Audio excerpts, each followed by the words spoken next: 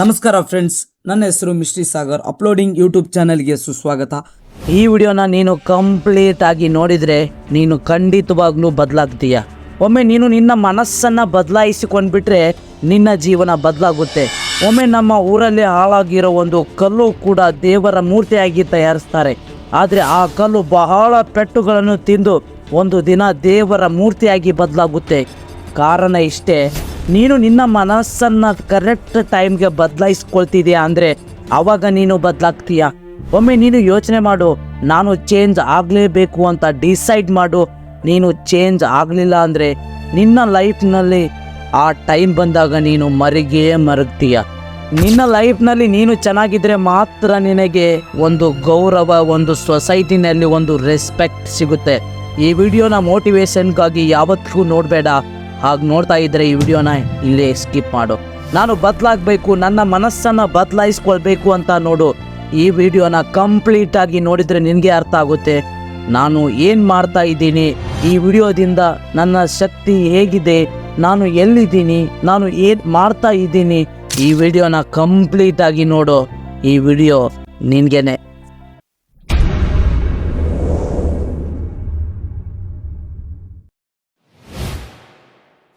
ನಿನ್ನ ಜೀವನದಲ್ಲಿ ನಿಜವಾದ ಶತ್ರು ಯಾರು ಅಂದರೆ ನಿನ್ನ ಮನಸ್ಸು. ನಿನ್ನ ರಿಲೇಷನ್ಶಿಪ್ ಅಲ್ಲ, ನಿನ್ನ ಸ್ನೇಹಿತರಲ್ಲ, ನಿನ್ನೊಳಗಿರುವ ಮನಸ್ಸು. ಯಾವಾಗ ಒಂದು ಕೆಲಸದ ಬಗ್ಗೆ ನಿನಗೆ ಆಸಕ್ತಿ ಇಲ್ಲ ಅಂದರೆ ನಿನ್ನ ಜೀವನದಲ್ಲಿ ಯಾವಾಗಲೂ ಕೂಡ ನೀನು ಚೇಂಜ್ ಆಗೋದೇ ಇಲ್ಲ. ಒಮ್ಮೆ ನೀನು ಯೋಚನೆ ಮಾಡು, ನೀನು ನಿನ್ನ ಮನಸ್ಸನ್ನು ನೆಗೆಟಿವ್ ಥಿಂಕ್ಗೆ ಅಲೌ ಮಾಡ್ತಾ ಇರೋ ಸಮಯಕ್ಕೆ ನಿನ್ನ ಎನರ್ಜಿ ಡೌನ್ ಆಗ್ತಾ ಹೋಗುತ್ತೆ. ಇವಾಗಲೇ ಯೋಚನೆ ಮಾಡು, ನೀನು ಬದಲಾಗು. ನೀನು ಯೋಚನೆ ಮಾಡಿ ಬದಲಾಯಿಸ್ಕೊಂಡ್ರೆ ಆವಾಗ ನಿನ್ನ ಜೀವನ ಬದಲಾಗುತ್ತೆ. ಉದಾಹರಣೆ, ಒಬ್ಬ ರೈತ ಅವನು ಹೊಲದಲ್ಲಿ ಚೆನ್ನಾಗಿ ಉಳುಮೆ ಮಾಡಿದರೂ ಕೂಡ ಅವರಿಗೆ ಕರೆಕ್ಟಾಗಿ ಬೆಳೆ ಬರ್ತಾ ಇರಲಿಲ್ಲ. ರೈತನಿಗೆ ನಷ್ಟ ಆಗುತ್ತೆ. ಆದರೂ ಕೂಡ ನಮ್ಮ ರೈತರು ಹೊಲದಲ್ಲಿ ಇವತ್ತಿಗೂ ಕೂಡ ಆಹಾರ ಪದಾರ್ಥಗಳನ್ನ ಬೆಳೀತಾ ಇದ್ದಾರೆ. ಕಾರಣ ಇಷ್ಟೇ, ನಾನು ಮಾಡ್ತೀನಿ, ನಾನು ಮುಂದಿನ ಪೀಕ್ನಲ್ಲಿ ಜಯ ಸಾಧಿಸ್ತೀನಿ ಅಂತ ನಮ್ಮ ರೈತರು ಹೊಲದಲ್ಲಿ ಬಿತ್ತಾ ಇದ್ದಾರೆ. ಅವರ ಮನಸ್ಸು ಯಾರಿಗೂ ಕಣ್ಣಿಗೆ ಕಾಣೋದೇ ಇಲ್ಲ. ನಮ್ಮ ರೈತರು ತಮ್ಮ ಮನಸ್ಸನ್ನು ಬದಲಾಯಿಸ್ಕೊಂಡ್ರು. ಅದಕ್ಕೆ ನಮ್ಮ ಭಾರತ ದೇಶದ ಬೆನ್ನೆಲುಬು ಅಂತ ರೈತರಿಗೆ ಮಾತ್ರ ಕರಿತೀವಿ. ನಮ್ಮ ಮೈಂಡ್ಸೆಟ್ನಲ್ಲಿ 2 ರೀತಿಯ ಮೈಂಡ್ಸೆಟ್ ಇರುತ್ತೆ. ಅದರಲ್ಲಿ 2 ರೀತಿಯ ಜನರ ಮೈಂಡ್ಸೆಟ್ ಕೂಡ ಇರುತ್ತೆ. ಒಂದನೇದು ಫಿಕ್ಸ್ಡ್ ಮೈಂಡ್ಸೆಟ್ ಆ್ಯಂಡ್ ಎರಡನೇದು ಗ್ರೌತ್ ಮೈಂಡ್ಸೆಟ್. ಫಿಕ್ಸ್ಡ್ ಮೈಂಡ್ಸೆಟ್ ಜನರ ಜೀವನ ಹೇಗಿರುತ್ತೆ ಅಂದರೆ, ನನಗೆ ಏನೂ ಮಾಡೋಕ್ಕೆ ಸಾಧ್ಯವಾಗ್ತಾ ಇಲ್ಲ, ಈ ಕೆಲಸ ನನ್ನಿಂದ ಯಾವತ್ತೂ ಕೂಡ ಆಗ್ತಾ ಇಲ್ಲ, ನಾನು ಬಡತನ ಕುಟುಂಬದಲ್ಲಿ ಜನಿಸಿದ್ದೇನೆ, ನನ್ನ ಪರಿಸ್ಥಿತಿ ಹೀಗಿದೆ ಅಂತ ಯೋಚನೆ ಮಾಡ್ತಾರೆ. ಫಿಕ್ಸ್ಡ್ ಮೈಂಡ್ಸೆಟ್ ಜನರ ಇಡೀ ಜೀವನದಲ್ಲಿ ಕೂಡ ಎಕ್ಸ್ಕ್ಯೂಸ್ ಹುಡುಕ್ತಾನೆ ಇರ್ತಾರೆ. ಆದರೆ ಮುಂದೆ ಸಾಧಿಸೋಕ್ಕೆ ಆಗೋದೇ ಇಲ್ಲ ಅಂತ ಹೊರಗೆ ಬಿಡ್ತಾರೆ.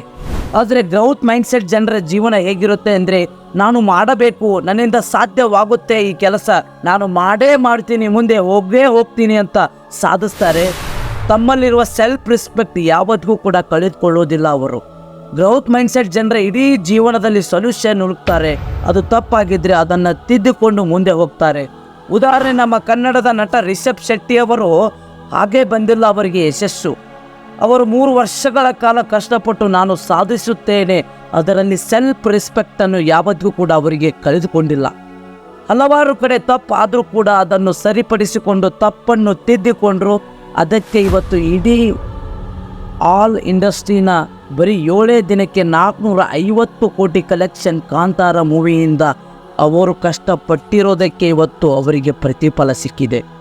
ಅವರು ಗ್ರೌತ್ ಮೈಂಡ್ಸೆಟ್ ಇಟ್ಟಿದ್ರು, ಅದಕ್ಕೆ ಕಾಂತಾರ ಮೂವಿ ಇಡೀ ಪ್ರಪಂಚವನ್ನು ನೋಡೋ ಹಾಗೆ ಮಾಡಿದರು.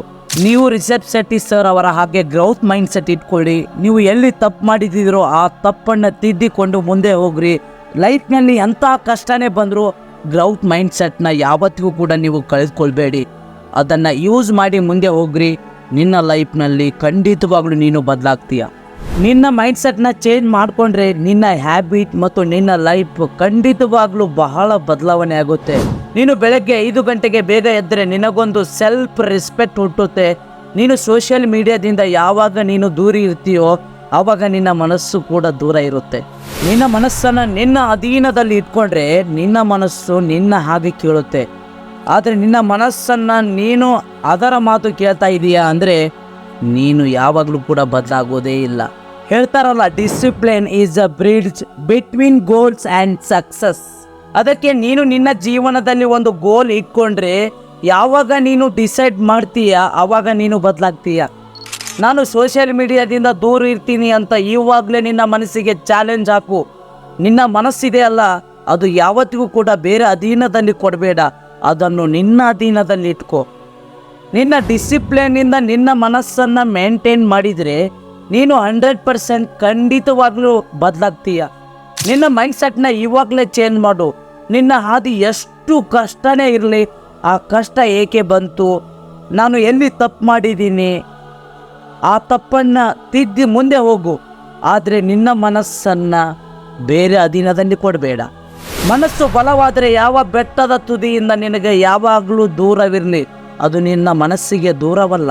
ಯಾವಾಗ ನಿನ್ನ ಮನಸ್ಸನ್ನು ಬದಲಾಯಿಸಿಕೊಳ್ತೀಯೋ ಆವಾಗ ನಿನ್ನ ಸಬ್ ಕಾನ್ಷಿಯಸ್ ಮೈಂಡು ನೀನು ಯಾವ ಕೆಲಸವನ್ನು ಕರೆಕ್ಟಾಗಿ ಆ ಟೈಮ್ಗೆ ಮಾಡ್ತಾ ಇರ್ತೀಯೋ, ನಿನ್ನ ಸಬ್ ಕಾನ್ಷಿಯಸ್ ಮೈಂಡು ಅದೇ ಟೈಮ್ಗೆ ನೀನು ಆ ಕೆಲಸವನ್ನು ಪದೇ ಪದೇ ಮಾಡು ಅನ್ನುತ್ತೆ.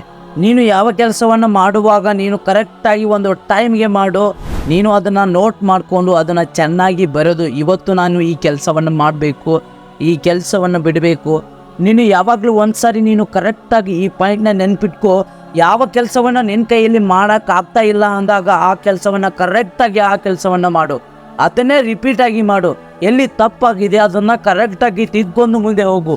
ಆವಾಗ ನಿನ್ನಲ್ಲಿ ಒಂದು ಸೆಲ್ಫ್ ರೆಸ್ಪೆಕ್ಟ್ ಹುಟ್ಟುತ್ತೆ. ಯಾವಾಗ ನೀನು ಆ ಕೆಲಸವನ್ನು ನಿನಗೆ ಮಾಡೋಕ್ಕಾಗ್ತಾ ಇಲ್ಲೋ ಆ ಕೆಲಸವನ್ನು ನೀನು ಮಾಡಿದರೆ ಆ ಕೆಲಸ ನಿನಗೆ ಮುಂದೊಂದು ದಿನ ಈಜಿ ಆಗೇ ಆಗುತ್ತೆ. ನೀನು ದಿನಾಲು ಈ ಟಾಪಿಕ್ನ ನೀನು ಅರ್ಥ ಮಾಡಿಕೊಂಡು ಒಂದು ತಾಸನ್ನ ನಿನ್ನ ಮನಸ್ಸಿಗೆ ಟೈಮ್ ಕೊಡಲೇಬೇಕು. ಯಾವಾಗ ಒಂದು ಸಬ್ ಕಾನ್ಷಿಯಸ್ ಮೈಂಡು ನೀನು ಒಂದು ಕೆಲಸ ಕೊಡ್ತಾ ಇದೆಯಾ ಅಂದರೆ ಅದಕ್ಕೆ ಆ ಕೆಲಸವನ್ನು ರಿಪೀಟ್ ಆಗಿ ಮಾಡುತ್ತೆ. ಹಲವಾರು ಬಿಲಿನರ್ಸ್ನ ನೋಡ್ತಾ ಹೋದರೆ ಅವರ ಮನಸ್ಸನ್ನು ತನ್ನ ಅಧೀನದಲ್ಲಿ ಇಟ್ಕೊಂಡಿರ್ತಾರೆ. ಆವಾಗ ಅವರು ಸಕ್ಸಸ್ ಆಗಿರ್ತಾರೆ. ಅದಕ್ಕೆ ಅವರು ದೊಡ್ಡ ವ್ಯಕ್ತಿ ಆಗೋಕೆ ಅವರ ಮನಸ್ಸೇ ಕಾರಣ. ಈ ವಿಡಿಯೋ ಇಷ್ಟ ಆಯಿತು ಅಂತ ಅಂದ್ಕೊತೀನಿ. ಹಾಗೆ ನಮ್ಮ ಚಾನಲ್ನ ಸಬ್ಸ್ಕ್ರೈಬ್ ಮಾಡಿ, ಲೈಕ್ ಮಾಡಿ, ಶೇರ್ ಮಾಡಿ. ಮುಂದಿನ ಈ ವಿಡಿಯೋದಲ್ಲಿ ಸಿಗೋಣ. ಎಲ್ಲರಿಗೂ ನಮಸ್ಕಾರ.